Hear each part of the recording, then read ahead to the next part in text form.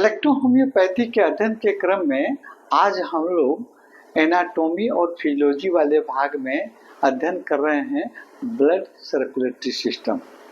इसके पहले वाले वीडियो में हमने आपको ब्लड सर्कुलेशन क्या होता है, ब्लड सर्कुलेशन में कौन कौन से ऑर्गन भाग लेते हैं और ब्लड सर्कुलेटरी सिस्टम का निर्माण कैसे होता है ना, और उनमें कौन कौन से ऑर्गन भाग लेते हैं है ना, उसकी चर्चा हमने कर लिया था है ना। और फिर आपको आर्टरी है ना, आर्टरी, वेन, कैपिलरीज, हार्ट में हमने आर्टरी के बारे में पिछले क्लास में, पिछले वीडियो में हमने चर्चा की थी, इसका स्टडी हम लोग कर लिए हैं है ना।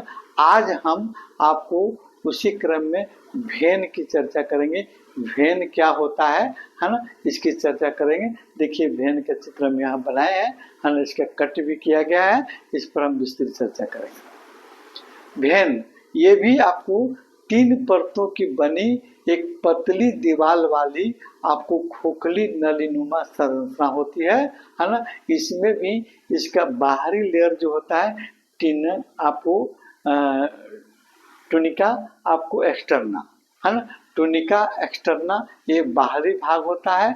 और ये क्या होता है, आपको कनेक्टिव टिश्यू का बना होता है और आपको वेन को मजबूती प्रदान करता है और वेन को सुरक्षा भी प्रदान करता है। आपको कनेक्टिव टिश्यू का बना होता है टुनिका एक्सटर्ना। दूसरा लेयर होता है आपको टुनिका मीडिया, ये मध्य वाला लेयर होता है और यह स्मूथ मसल्स और इलास्टिक फाइबर से बना होता है ताकि इसमें अब फैलने और सिकुड़ने की आपको क्षमता बनी रहे। तीसरा लेयर होता है आपको टुनिका आपको इंटरना। तो टुनिका इंटरना में आपको ये आंतरिक लेयर होता है और यह एंडोथेलियम सेल्स का बना होता है ना।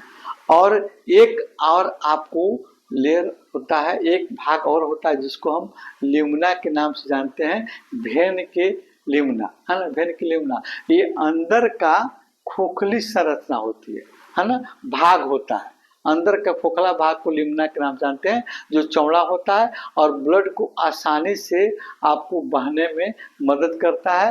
ये मध्य आपको अंदर वाला भाग जिसको ल्यूमिना हम कहते हैं है ना, और दबाव कम होने पर भी ब्लड को आसानी से प्रवाहित करने में ये मदद करता है ल्यूमिना। और इस आपको वेन में आपको लगा रहता है वल्व है ना, वल्व।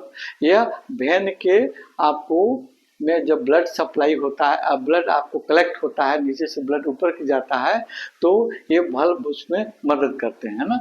ये वल्व जो है आपको ब्लड को एक ही दिशा में यानी ऊपर की ओर ले जाने में मदद करते हैं। जब आपका मतलब डिस्टोलिक प्रेशर बनता है तो उस समय ब्लड नीचे से ऊपर की तरफ चढ़ता है, तो ये आपका वल्व खुल जाते हैं, ये वल्व खुल जाते हैं है ना। और फिर जब ब्लड दूसरे भाग में चला जाता है तो ये आपका फिर ये वल्व आपको बंद हो जाते हैं ताकि ब्लड नीचे नहीं आ सके, एक ही दिशा में ऊपर की तरफ आपको बढ़ते जाएगा। फिर आपको ये आला हिस्सा आपको ये वल्व खुलेगा, फिर ब्लड आपको आगे वाला हिस्सा में इस तरह ब्लड धीरे धीरे आगे बढ़ते बढ़ते आपको वेना के भाग में आपको जाकर हार्ट के राइट चैम्बर में आपको गंदा रक्त पहुंच जाता है ना। अब हम देखते हैं वेन का फंक्शन क्या होता है। यह हमारे शरीर के सभी भागों से आपको कार्बन डाइऑक्साइड युक्त ब्लड को आपको ब्लड को कहाँ रहता है, हार्ट की ओर ले जाता है ना, और हार्ट की ओर ले जाने में मदद करता है। और एक पल्मोनरी वेन की चर्चा हम इसकी चर्चा हम जब हम हार्ट की क्रिया पढ़ाएंगे, हार्ट के बारे में पढ़ाएंगे तो उसको हम चर्चा करेंगे। अभी हम यहाँ जानेंगे कि आपको वेन जो है हमारे शरीर के डीऑक्सीजनेटेड ब्लड को यानी कार्बन डाइऑक्साइड ब्लड को आपको हार्ट की तरफ ले जाने में मदद करता है। और आपको ये जो है इसमें आपको वल्व ब्लड को एक ही दिशा में प्रवाहित करने में मदद करता है वेन में है ना, और ब्लड को पुनः आपको नीचे आने नहीं देता है। ये आपका वेन का फंक्शन है। इस पर जो है आपको A2 इलेक्ट्रोहोम्योपैथिक औषधियाँ A2 आपको अच्छी कार्य करती है, ठीक है। अब हम आपको देखते हैं कैपिलरीज के बारे में बताते हैं। कैपिलरीज क्या होता है? यानी कैपिलरीज जो है यह हमारे शरीर की सबसे आपकी सूक्ष्म सबसे सूक्ष्म ब्लड वेसल्स होता है ना? और यह आपको आर्टरी की छोटी शाखा आर्टियोल्स और वेन की छोटी शाखा वेन्यूल्स को जोड़ने का काम करती है।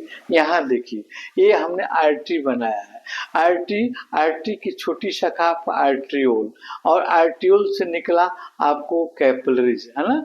और यहाँ हम आपने वेन बनाया है, वेन की छोटी शाखा वेन्यूल हो गया और वेन्यूल आपको ये आपका वेन्यूल हो गया, है ना?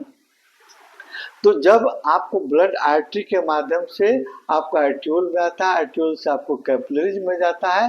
ये कैपिलरीज वाला भाग जो है यहाँ पर आपको ये कैपिलरीज वाला भाग होता है और यहाँ पर आपको कार्बन डाइऑक्साइड और ऑक्सीजन, है ना, का आदान प्रदान होता है ब्लड एवं टिश्यू के बीच, है ना? यहाँ सेल टिश्यू है और ब्लड भी है, तो यहीं पर आपको ऑक्सीजन आपको ब्लड के माध्यम से सेल टिश्यू को दे दिया जाता है और फिर आपको जब वहाँ जो ऑक्सीडेशन की क्रिया होती है जिसके फलस्वरूप आपको एटीपी ऊर्जा बनती है और फिर कार्बन डाइऑक्साइड बनता है, वो कार्बन डाइऑक्साइड फिर आपको ब्लड में मिलकर और फिर वेन के माध्यम से वेन्यूल के माध्यम से फिर वेन में आपको आ जाता है और हार्ट के आपको राइट चैम्बर वेना के भाग के माध्यम से हार्ट के राइट चैम्बर में चला जाता है ना? ये आपको वेन्यूल्स इसका फंक्शन क्या हुआ, यानी कार्बन डाइऑक्साइड और आपको ऑक्सीजन का आदान प्रदान होता है। भोजन से प्राप्त पोषक तत्वों को उत्तक सेल टिश्यू तक पहुंचाया जाता है ना? ये काम आपको होता है आपका वेन का। अगले वीडियो में हम फिर आपको चर्चा करेंगे आपको आर्टरी से रिलेटेड कौन कौन से डिजीज होते हैं, वेन से रिलेटेड कौन कौन से डिजीज होते हैं, आपको फिर कैपिलरी से रिलेटेड कौन कौन से डिजीज होते हैं और पर कौन कौन सी इलेक्ट्रोहोम्योपैथिक औषधियाँ आपको कारगर होती है।